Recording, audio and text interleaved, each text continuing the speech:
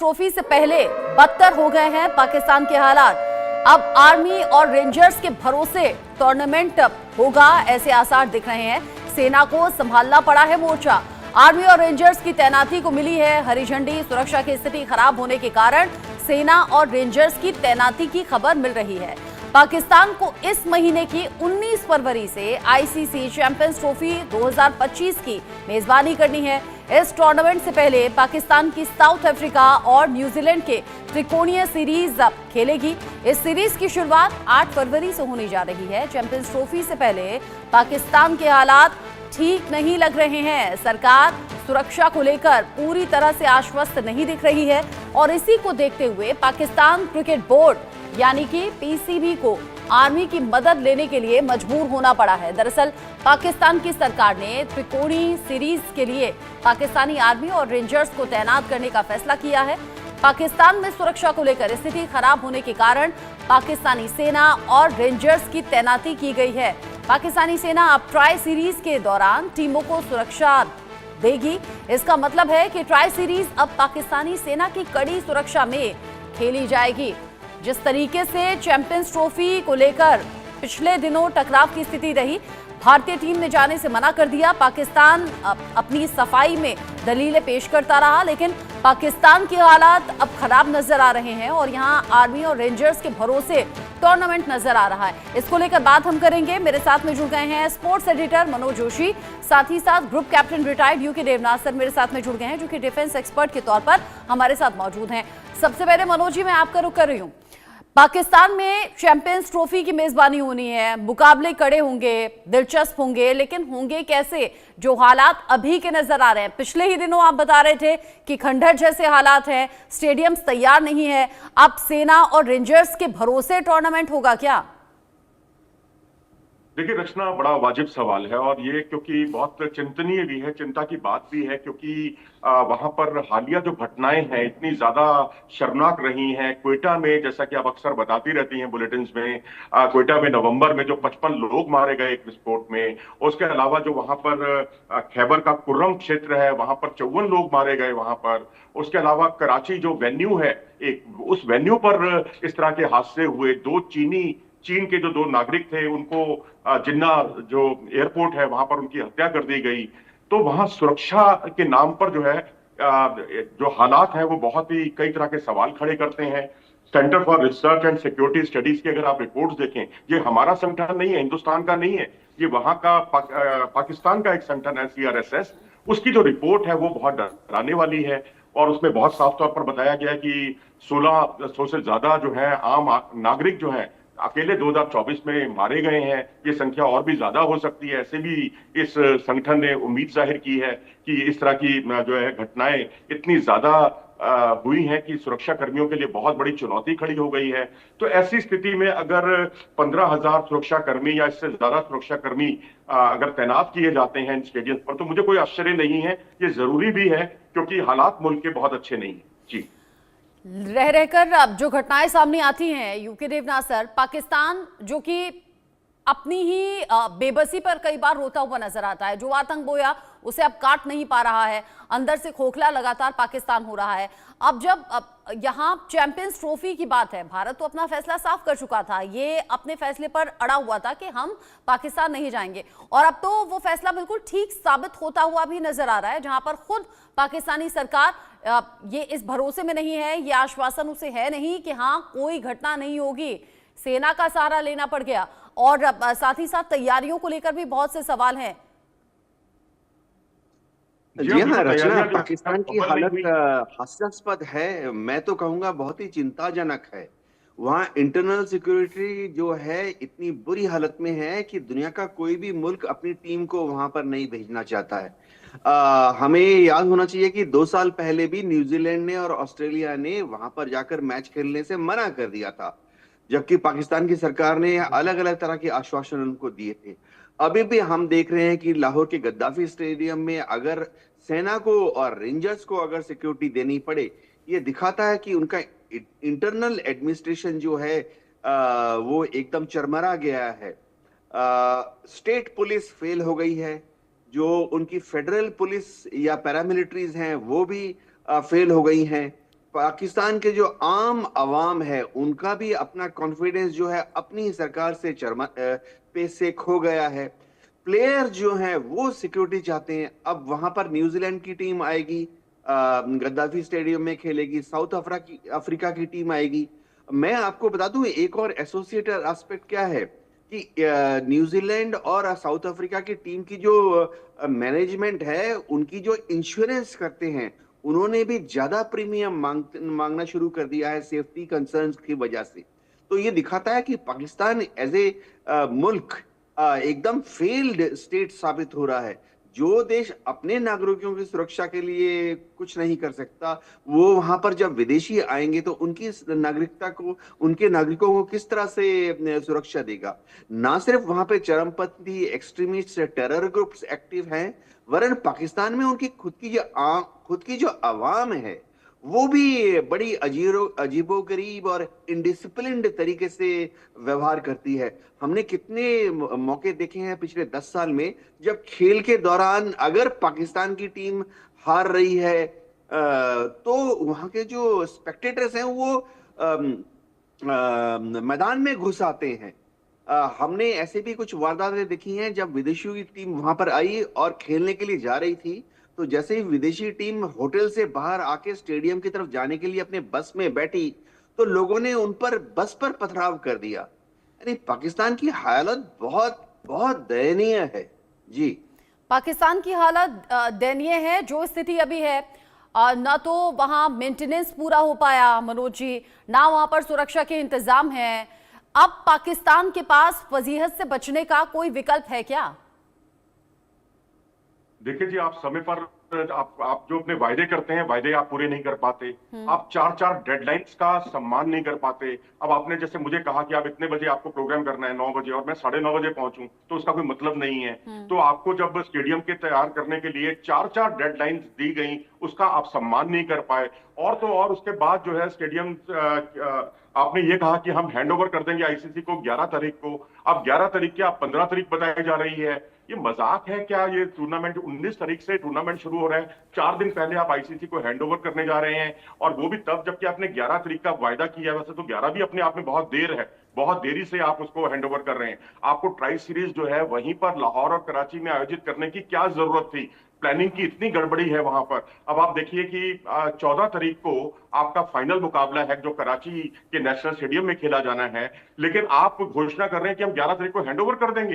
ये क्या मजाक है? आईसीसी जो है इस बात से क्या अनभिज्ञ है? मैं तो कहूंगा कि आईसीसी जो है खुद फंसा हुआ है बुरी तरह से कि उन्होंने मेजबानी इनको सौंप दी है। और उसके अलावा अगर आप देखें तो दुबई का जो स्टेडियम है जहां पर भारत ने मैच खेलने हैं, वो भी अभी हैंडओवर नहीं हुआ। हालांकि उसमें पीसीबी की गलती तो नहीं है, लेकिन आप ये देखिए कि वहां इंटरनेशनल लीग हो रही है। तो क्या आईसीसी इसके लिए जवाबदेही नहीं है? आईसीसी की जवाबदेही नहीं बनती कि वो खुद ही जब फाइनल 9 तारीख को कराएंगे और 10 या 11 तारीख को वो हैंडओवर करेंगे, तो पाकिस्तान को तो एक तरह से एक और सहारा मिल जाएगा इस बात का कि भाई दुबई वाला कौन सा स्टेडियम हैंडओवर किया गया है। अच्छा, तो यही मैं आपसे अगला सवाल पूछने वाली थी मनोज जी कि आईसीसी भी तो ये सब चीजें देख रहा होगा, वहां भी तो चर्चा चल रही होगी जिस तरीके से हम कर रहे हैं। तो क्या इन फ्यूचर इन सब बातों को ध्यान में रखा जाएगा? जी हाँ, बिल्कुल। जय शाह साहब की चुनौतियां बढ़ गई हैं जो अब आईसीसी में अध्यक्षता संभाल रहे हैं। और मैं समझता हूं कि जिस तरह से जो दिक्कतें हुई हैं यहाँ पर स्टेडियम्स को लेकर, आपने तो आनंद फानन में जो एक आपने जो है ब्लैकमेलिंग वाला जो तरीका अपनाया है पीसीबी ने, और उसी के सिलसिले में उनको एक महिलाओं का टूर्नामेंट भी मिल गया आईसीसी का। तो अब यहाँ ये सारी दिक्कतें आई हैं, ये तो वहां भी दिक्कतें आ सकती हैं। और दूसरी बात ये है कि आप हैंडओवर करेंगे 15 तारीख को, और जो फ्लड लाइट्स हैं या तमाम जो उससे जुड़ी हुई तकनीकी पक्ष हैं स्टेडियम से, उसमें अगर कोई ऊंच नीच रह जाती है या कोई गड़बड़ी होती है, उसका जिम्मेदार कौन होगा? क्या आईसीसी इतना बिका हुआ है पीसीबी के हाथों? मैं तो कहूंगा उसकी मजबूरी है, उसका वो फायदा उठा रहे हैं। भविष्य में वो जरूर ध्यान रखेगा इस बात को कि पाकिस्तान क्रिकेट बोर्ड को अगर कोई होस्टिंग राइट्स अगर वो देता है आईसीसी अपने किसी टूर्नामेंट के, तो 10 बार सोचेगा, और हो सकता है वो इस पर कोई बड़ा फैसला करे कि पाकिस्तान को जैसे 1996 के बाद कोई राइट्स मिले ही नहीं, जबकि 2008-2009 तक तो भारत भी जाता रहा है वहां, लेकिन उसके बावजूद उसे कोई 29 साल तक कोई कंपटीशन वहां नहीं हुआ। तो इससे ये जाहिर होता है कि आईसीसी अभी तक तो उनसे वाकिफ था, उनकी असलियत से, लेकिन अब जो है मुझे लगता है कि शायद आगे आने वाला आईसीसी का टूर्नामेंट जो है महिलाओं का, उस पर भी 10 बार विचार करना पड़े कि क्या उनको अकेले देना है या उसके साथ कोई को होस्ट भी बनाना है। अच्छा यूके देवनाथ सर, अब यहाँ हम हिंदुस्तान में देखते हैं जब कोई बड़ी आपदा आ जाती है तब सेना के भरोसे चीजें छोड़ी जाती हैं या फिर सेना का जो सहारा है वो लिया जाता है, मदद ली जाती है वहां रेस्क्यू करने में। अगर पाकिस्तान में नौबत यह आ गई है कि आर्मी और रेंजर्स के हवाले अब टूर्नामेंट किया जा रहा है, तो इसे कैसे देखें? देखिए रत्ना जी, मैं गर्व के साथ कहूंगा कि भारत का हमारा जो एडमिनिस्ट्रेशन है, चाहे वो गृह मंत्रालय हो या कोई भी डिपार्टमेंट हो, वो बहुत ही चाकचौबंद बंदोबस्त रखता है हमेशा। भारत बहुत ही मैच्योर डेमोक्रेसी है और अगर आप देखें भारत में हमारे जो आईएएस ऑफिसर्स हैं, आईपीएस ऑफिसर्स हैं, हमारी जो स्टेट पुलिस डिपार्टमेंट हैं, वो बहुत ही एफिशिएंट और प्रोफेशनल हैं। जो सिविल इंटेलिजेंस डिपार्टमेंट्स हैं, चाहे इंटेलिजेंस ब्यूरो हो या अलग अलग स्टेट्स की जो शहरों में, गांव में जो लोकल इंटेलिजेंस एजेंसीज होती हैं, वो बहुत अच्छा काम करती हैं, प्रोफेशनल हैं। तो जहां तक सिक्योरिटी का मामला है, भारत में बहुत रेयरली, कभी कभार आप दशकों में एक बार देखेंगे कि आर्मी को बुलाया जाता है। मुझे तो आखिरी बार जब आर्मी को इंटरनल सिक्योरिटी की, वो भी स्पोर्ट्स जैसे मौके पर बुलाया जा, मुझे तो कभी याद ही नहीं आ रहा। हाँ, नॉर्थ ईस्ट में या कश्मीर में आतंकवादी गतिविधियों को कंट्रोल करने के लिए फौज का सहारा लिया जाता है। पंजाब में जब डिस्टरबेंस बहुत ज्यादा खालिस्तानी आतंकवादियों का बढ़ गया था तो फौज को बुलाया गया था। लेकिन एक सिविल या नेशनल त्योहार मेरे को याद नहीं आता कि कभी भी एक प्योरली सिविल फेस्टिवल के दौरान हमें कभी आर्मी को सिक्योरिटी देने के लिए पड़ा। देखिए पाकिस्तान की दिक्कत क्या है, मैं बता देता हूँ। पाकिस्तान की दिक्कत है कि वहां पर उनका जो एडमिनिस्ट्रेशन है, स्टेट एडमिनिस्ट्रेशन या फेडरल एडमिनिस्ट्रेशन, वो आजादी के बाद से ही हर चीज के लिए फौज की मदद लेता रहा है। चाहे वहां पाकिस्तान में आप जाएंगे, अजीब सा कुछ माहौल है। बीच बीच में तो वहां ऐसा नजर आता है कि वहां की जो पब्लिक सेक्टर अंडरटेकिंग है, पीएसयूज, पीएसईज और उनके पोर्ट्स, एयरपोर्ट्स, हार्बर्स, इंडस्ट्रीज, मैं सरकारी इंडस्ट्री नहीं, कई जगह तो मैं प्राइवेट इंडस्ट्रीज की हालत देख चुका हूं कि वो भी पाकिस्तान की फौज या पाकिस्तान की आर्मी ऑफिसर्स को अपने यहाँ पे एज एमडी या सीईओ बुला लेते हैं। ये दिखाता है कि उनके वहां पर जो टैलेंट का ग्रोथ है वो सही डायरेक्शन में नहीं हुआ। अभी आप देख लीजिए, आईसीसी ने ये मौका क्यों पाकिस्तान को दिया था? क्योंकि ठीक है, वहां बड़ी तादाद में लोग क्रिकेट देखने आते हैं। टिकट विंडो जो है, टिकट सेल्स जो है बहुत ही जबरदस्त होती हैं, ऑनलाइन ऑफलाइन, बड़ी तादाद में टीवी राइट्स मिलते हैं। अगर पाकिस्तान के अंदर एक मैच किया जा रहा है और उस मैच में अगर पाकिस्तान की टीम खेलती है, पाकिस्तान के अंदर किसी भी शहर में, चाहे लाहौर हो या कराची हो, तो जो टीवी में जो एडवर्टाइज राइट्स मिलते हैं बहुत ही शानदार होते हैं। ना सिर्फ पीसीसी वरन आईसीसी की भी बल्ले बल्ले हो जाती है। तो महज आईसीसी की मजबूरी ये है कि ठीक है, उनको पैसा कमाना है। एक अनऑफिशियल कमेंट कर ही देता हूं कि दुनिया भर में जहां पे भी क्रिकेट खेला जा रहा है पूरी दुनिया में, वो शायद पाकिस्तान और हिंदुस्तान के जोशीले दर्शकों की पैसे से ही खेला जा रहा है। जी, हिंदुस्तान और पाकिस्तान में वाकई जोशीले दर्शक तो हैं ही और अहम मुकाबलों का इंतजार है ही। लेकिन मनोज जी, पिछले दिनों आप बता रहे थे कि ईंटें यहाँ वहाँ पड़ी हुई हैं, मिट्टी के ऊंचे ऊंचे टीले लगे हुए हैं, खंडहर जैसे स्टेडियम नजर आ रहे हैं। ये पिछले दिनों की बातें थी। अभी हालात कुछ बेहतर हुए क्या? ताजा तस्वीरें क्या कह रही हैं?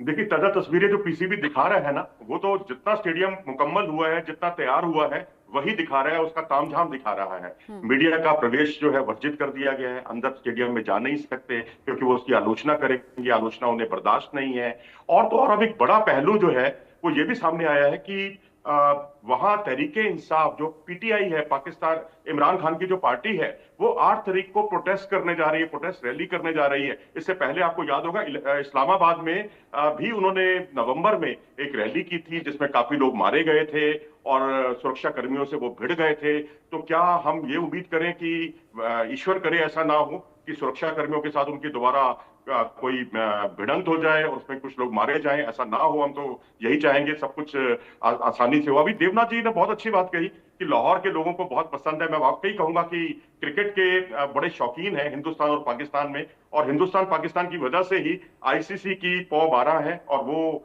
उसकी बल्ले बल्ले है, और ये मानना होगा। लेकिन कराची में अगर आप गौर करें तो पिछले कुछ समय से दर्शक नहीं आ रहे हैं वहां पर, क्योंकि पाकिस्तान टीम का परफॉर्मेंस इतना गिरा है, क्योंकि अपने डोमेस्टिक में आप 3 साल से कोई मैच नहीं जीत पा रहे थे। अभी आप इंग्लैंड से एक सीरीज जरूर जीते हैं, तब हो सकता है कि कुछ बदलाव आए, लेकिन पहले तो स्टेडियम ही उनके खाली रहते थे, खासकर कराची का स्टेडियम। हाँ, लाहौर में बहुत भीड़ है, रावलपिंडी छोटा शहर होने की वजह से वहां आपको अच्छी खासी भीड़ नजर आएगी, लेकिन ये तमाम सवालिया निशान जरूर पाकिस्तान क्रिकेट बोर्ड पर लगेंगे। और तो छोड़िए, अपनी जो टीम का सिलेक्शन है वो भी आप बड़े अजीबोगरीब तरीके से करते हैं। जो 4-4 साल, जो एक पिछले साल 2024 में स्कीम ऑफ थिंग्स में जो प्लेयर ही नहीं थे उनको भी आपने टीम में शामिल कर लिया, जो आपकी स्कीम ऑफ थिंग्स थे उनको आपने बाहर कर दिया।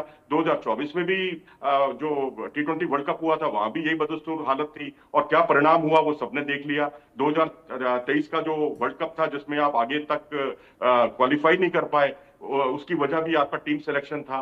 तो टीम सिलेक्शन हो, डेडलाइन का सम्मान ना करना हो, स्टेडियम की जर्जर हालत हो, ठीक है अब सुधार आ रहा है नो डाउट, लेकिन आना भी चाहिए। अब नहीं आएगा तो फिर क्या 19 फरवरी के बाद आएगा? 19 फरवरी से तो टूर्नामेंट ही शुरू हो रहा है, 15 को आप हैंड ओवर कर रहे हैं। मुझे ऐसा टूर्नामेंट आईसीसी का याद नहीं आ रहा जहां टूर्नामेंट शुरू होने से 4 दिन पहले ही स्टेडियम जो है आईसीसी को सुपुर्द किए गए हों। 2011 का वर्ल्ड कप याद कीजिए, भारत ने तकरीबन 1 साल पहले अपने सारे स्टेडियमों का रखरखाव सुनिश्चित कर लिया था। कोई नए सिरे से जब आप प्लानिंग इतनी खराब है, आपने अपने लाहौर का जो स्टेडियम था गद्दाफी स्टेडियम, जो बड़ा ऐतिहासिक स्टेडियम रहा है जहां भारतीय खिलाड़ियों ने बड़े रिकॉर्ड तोड़ प्रदर्शन किए हैं, वहां वो स्टेडियम की आपने जो है इमारतें गिरा दी, नए सिरे से बनाने चले।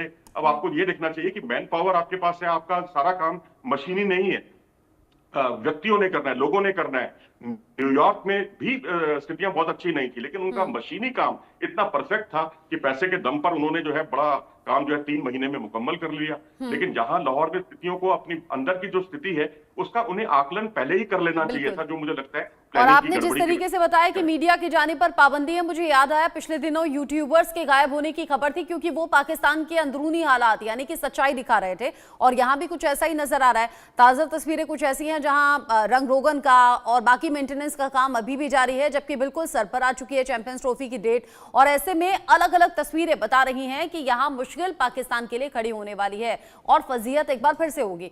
मनोज जी, यूके देवनाथ सर, बहुत शुक्रिया आप दोनों का मेरे साथ में इस खबर पर जुड़ने के लिए।